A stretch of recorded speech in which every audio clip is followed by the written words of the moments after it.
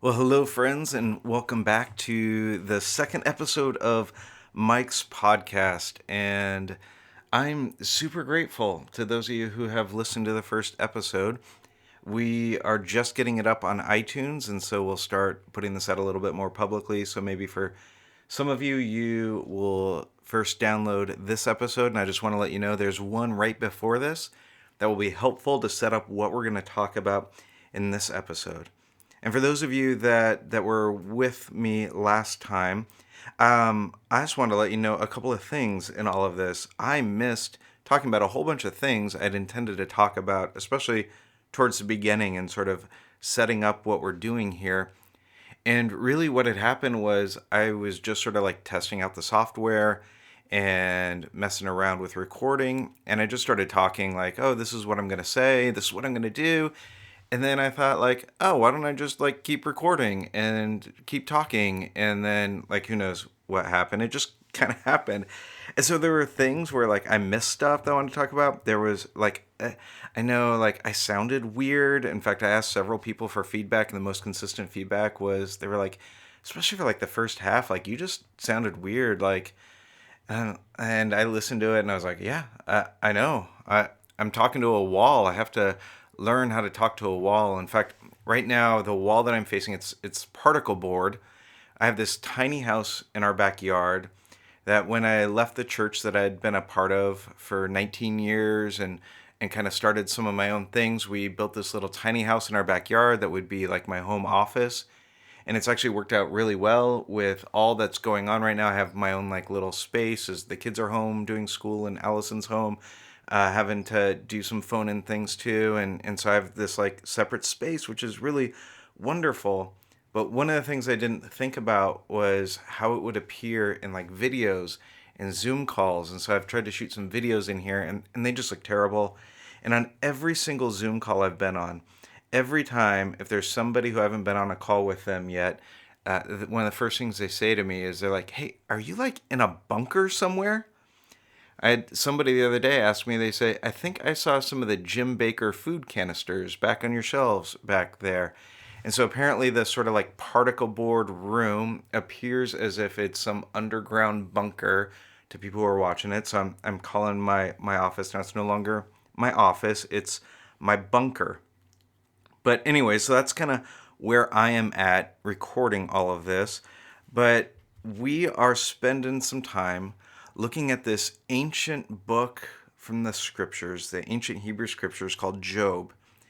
And it's a story of this guy who experiences this immense suffering. In fact, what I want to sort of like call our time in this book together, I think we're going to have like 6 of these episodes or so. And I'm calling this sort of series When My Answers Don't Work. Because this is what we're being confronted with in this ancient book is this space where our answers aren't working anymore. It's a space where our answers don't make sense anymore with the way that we thought things worked, the way we thought the world worked, the way we thought how we engage with God and how like God even worked. All of that stuff, it's like it doesn't make sense anymore. And that's what many of us are experiencing right now. That as I record this, we have entered into our fourth week of staying at home with the kids because of COVID-19. And it feels like a lot of the ways that I thought things worked, even some of the things of how I thought God worked, those answers that I had don't seem to work in the same way anymore. And so this book, this ancient book, has been really significant for me in trying to make sense of all this at a sort of like maybe like larger existential level, and then trying to figure out like what do I do with this. And so what we're doing is spending these weeks kind of looking through this book, trying to figure out some themes from it.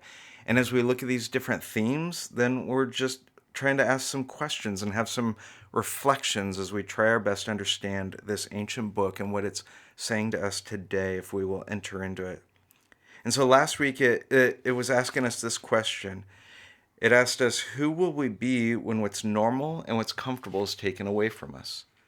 This is the question that Job was faced with. This is the question he was having to answer in his own life, and it's the question that's being asked of us today. And so we saw last week, or we heard last week, that Job loses his livelihood. He loses the things that make his life comfortable. He loses beyond what makes his life comfortable. He loses his family. And so finally he ends up with this miserable disease, this disease that's so horrific for him that it's all over his skin, and he's scraping his body with broken pottery because it just hurts so much, and it's the only way to like get rid of, to relieve some of the pain. His wife says to him, "Why don't you just curse God and die? Like, what the crud is going on here?" And that's where we left off. And I want to pick this up in Job chapter 2. We're going to look at just a few verses today. In Job chapter 2, starting in verse 11, here's what the author of Job says. It says, "When Job's three friends, Eliphaz the Temanite, Bildad the Shuhite, and Zophar the Naamathite." Now, can we just stop for a second? And I am all for recognizing the place and time in which the scriptures were written, and sort of like creating space for that, and that helping us to understand and enter into the scriptures in really healthy ways to see that. But can we please, those Bible translators, could you help us out here? And with some of these funky names that we get in the Hebrew scriptures, like, it would be great if we could just like translate them in ways that are helpful for us today. Could it be like Eli and Billy and maybe like Zoe instead of Eliphaz and Bildad and Zophar? But anyways, that's their names, and that seems to be a bit of a departure from what we're talking about. So these three friends, they heard about the troubles, it says in verse 11. They heard about all the troubles that had come upon him, that had come upon Job. And they set out from their homes, and they met together by agreement to go and sympathize with him and comfort him. They had heard what had happened. They had heard about Job's suffering. They heard all this stuff, and they're like, we need to, we're his friends. We've got to get together. We've got to go to him. We got to sympathize with him. We need to go and comfort him. Verse 12 says that when they saw him from a distance, they could hardly recognize him. And just to give you a picture of how hard all of this has hit Job, this disease that's all over his body has changed what he's looked like. He doesn't look the same. He's probably even hardly sleeping. He's probably hardly eating. You know those times, don't you, where you have experienced something so hard and dramatic in your life, something so grievous that it like affects you physiologically. And that's what Job is obviously experiencing here. He doesn't look the same. They hardly even recognize him. And so when they see him, they hardly recognize him. But it says this in the rest of verse 12. They began to weep aloud, and they tore their robes, and they sprinkled dust on their heads. It's a sign of this mourning, that they feel his pain, and they recognize his pain in such a way where it affects them. They begin weeping because of his pain. They begin mourning because of his pain. And then verse 13 says this, "Then they sat on the ground with him for 7 days and 7 nights. No one said a word to him because of how great his suffering was." They just sit with him. They just sit with him in his suffering.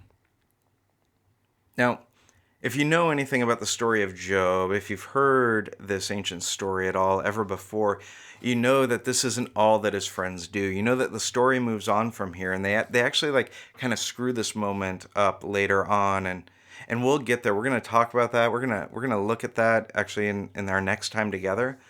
But before we do that, before we get to that, before the story even gets to that, let's just pause here for a minute. Because they sit with him in his suffering. Before they do anything, like, they're not offering advice, they don't have solutions, they've got no theological statements about what's happening and why it's happening.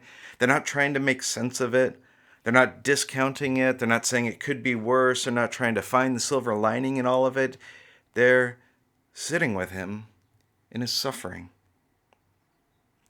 I got to tell you, friends, that I miss this a lot.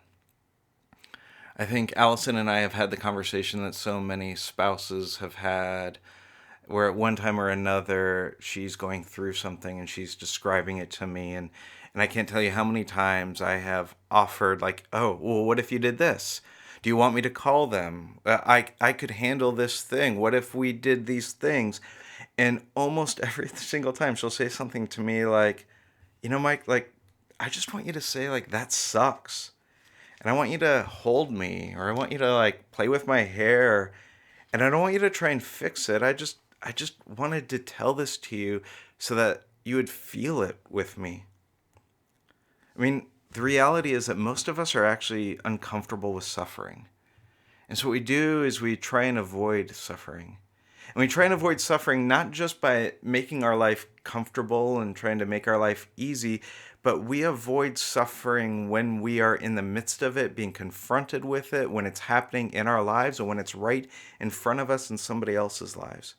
And so we try and avoid suffering in a few different ways. Maybe there's like three ways that I've experienced in my sort of pastoral career that I've seen us and I've experienced myself trying to avoid suffering.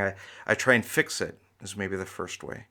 And so this is when I want to offer solutions. This is when somebody tells me, here's the way out of this. This is when somebody says, here's a different perspective, a different way of looking at it. Yeah, it's hard, but what about this? Think about it this way. Your job doesn't make sense anymore right now, but so how are you going to pivot? How are you going to do things differently? Let's look at this differently. Let's try and fix this. Let's move through this. There's all these opportunities now. The world is changing. All these things are happening. And so let's figure out what you could do differently. And so we're trying to fix it. We're trying to find a way out of it. And there's certainly a time and a place to do that. But what if we first have to sit in the suffering before we get to fixing the suffering? Maybe sometimes the way that we try and avoid suffering is that we minimize it. We say, well, that thing that's happening, it's actually not that big of a deal. I actually saw somebody post this on social media that about all of the high school seniors that are missing graduation, and like how horrific is this? For those of you that are older, remember all the things that happened your senior year, and all of like what was around that, and like the what would have happened if you didn't get those things. And I saw somebody post on social media to a parent of a high school senior who's missing all of the stuff, missing prom and missing baccalaureate and missing the graduation ceremony and missing senior brunch and ditch day and all that sort of stuff. They said, well, what you need to tell your kid is like they're just missing a silly ceremony where they're just going to get a piece of paper. But in doing that, they're saving lives. And I get it. I think I get it. And I don't think the person who said that or people who are saying things like that are heartless. I think that they're just trying to avoid suffering because the suffering is so much for them right now that they don't know how to be in it. They don't know how to sit in it. And so one of the ways that you try and like get away from it is that you minimize it. You try and say, well, it's not that big of a deal. We minimize it in that way, but here's another way that we minimize suffering is that we minimize it through comparison. Because we'll compare our suffering with somebody else's and we'll always discover that somebody else has it worse. Because somebody else always has it worse. I think we've trained you to do this in American Christianity. We've trained ourselves in sort of the American Christian narrative to look at other people in other countries and other places with other experiences and say like, yeah, I've got it bad, but man, they have it so much worse. And in some ways it's important. It's important for us to have this larger mindset. It's important for us to understand that we're not the center of the world. It's important for us to come up close with the suffering of others. It's important for us. In fact, Job is confronted with that, and we're going to look at that in a few episodes. But sometimes we do that as a way to minimize our own suffering. Because yes, there are always people who have it worse than you. But that doesn't actually mean that it's not hard on you right now. It doesn't mean that your experience isn't difficult. It doesn't mean that your suffering is not suffering.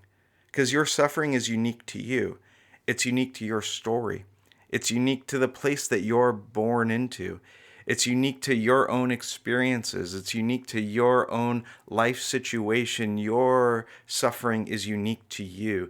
And if you try and compare your suffering to others in order to minimize your own suffering, you miss allowing yourself to experience the reality of what's actually happening to you.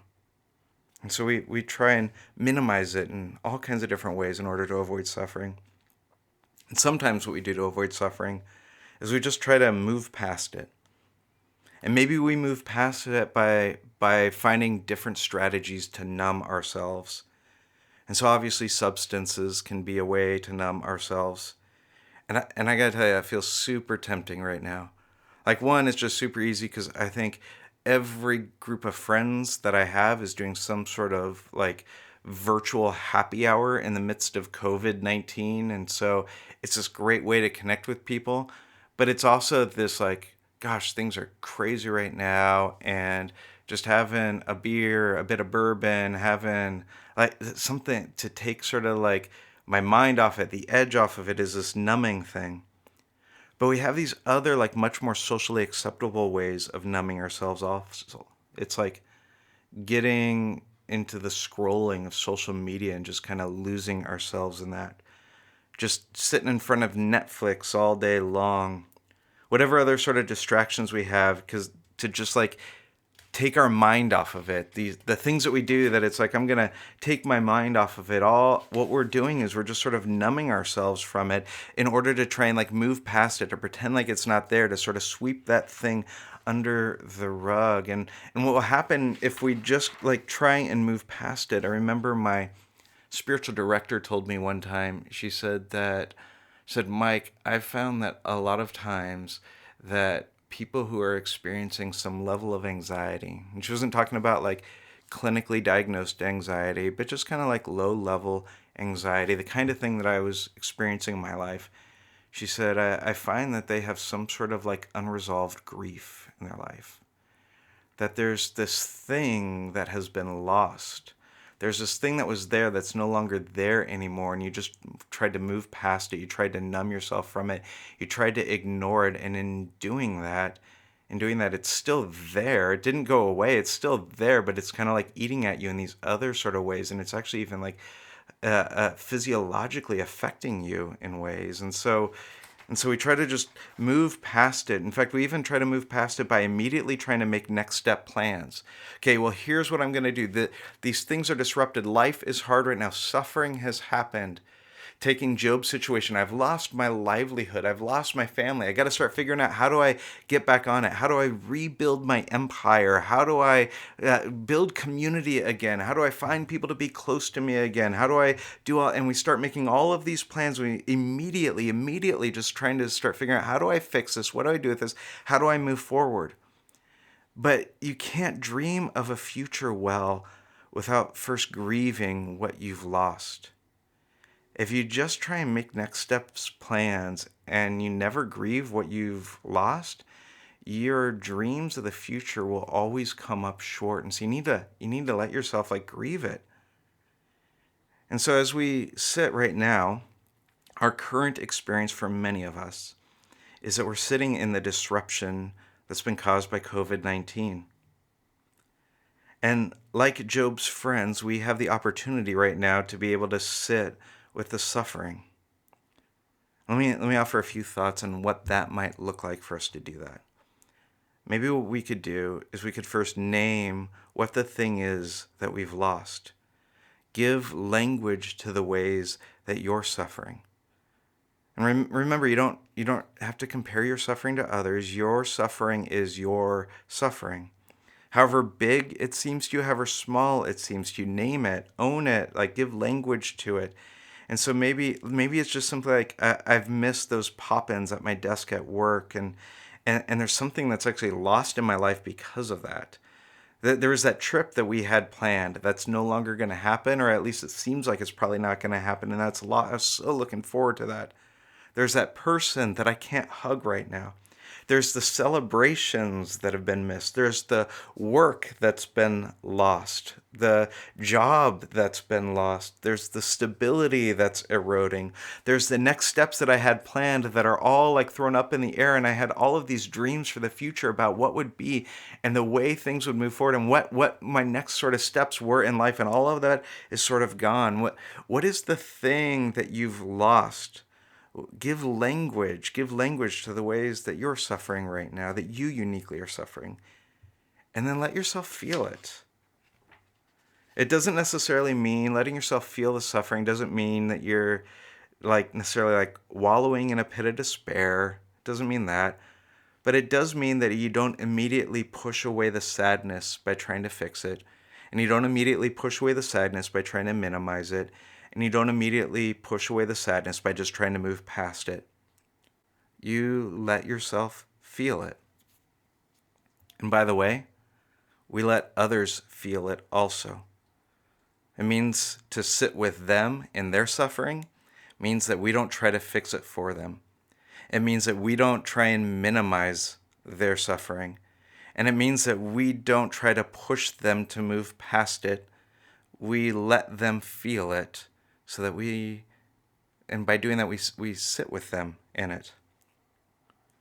And so Job's friends, when they are a long way off from him, they could hardly recognize him. They see him and they weep. They weep at the pain that they see that their friend is in. They mourn over the pain that their friend is in. And then they go and they sit with him. And they sit with him because they see how great his suffering was. And so maybe what we need to do a bit right now, maybe what we need to learn to do a bit of, is to learn to sit with suffering. To sit with the suffering in our own lives, and to sit with others in their suffering. And so, my friends, may we all become a bit more comfortable with the uncomfortability of sitting with suffering. Until next time, grace and peace to you, my friends.